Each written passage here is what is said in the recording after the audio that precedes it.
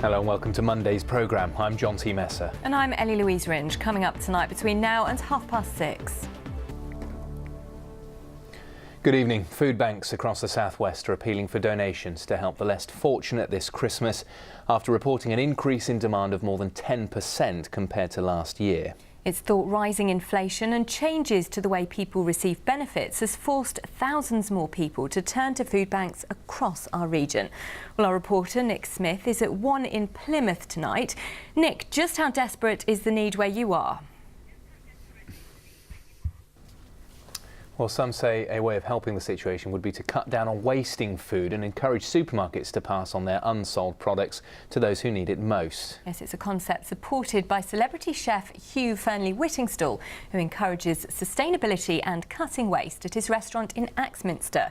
He recently threw his support behind legislation to stop supermarkets throwing away good food. And now a group of students have opened a social supermarket which sells key items at a significantly discounted price, many of which would have been thrown away. Mark McQuillan has the story. Let's turn to other news in the region now. And a bid for £250 million worth of improvements to the North Devon Link Road has been handed to the government today. The North Devon The Bishop of Crediton, Reverend Sarah Elizabeth Mullally, will become the next Bishop of London from the end of February. The Plymouth MP, Luke Pollard, is calling on residents of the city to write to the government to prevent defence cuts. It follows reports. Doctors in Devon are reminding patients it's not too late to get vaccinated against flu.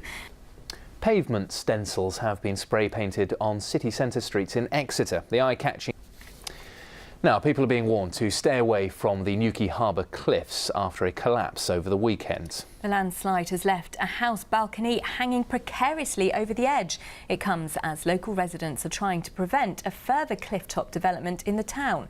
Our Cornwall correspondent Grace Pascoe reports. And you are watching ITV News here in the West Country with Ellie and John T. Thanks for your company this evening. Still plenty more on the programme before 30:30.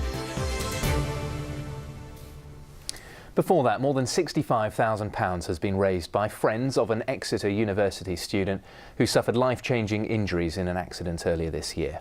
Gerard Murphy dived headfirst onto a submerged rock in a lake in the summer and now faces life in a wheelchair. But his enthusiasm for life and determination to succeed remain undimmed. His friends say he's inspiring them and they're hoping to buy whatever equipment he needs to live life to the full.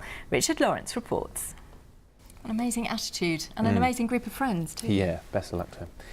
Now, there are around 9,000 people in the region suffering with multiple sclerosis, a seriously debilitating condition which requires a lot of support. But it's being claimed that support is not being given by the government when it comes to disability benefits. Sufferers are having to battle for months on end to get personal independence payments, the replacement for disability living allowance, often known as PIP.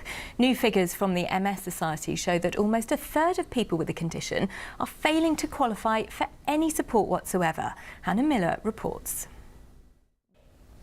Now the ITV News continues with the national and international stories at 6:30. Mary Nightingale has the details. And the main headline in the West Country this evening, food banks across.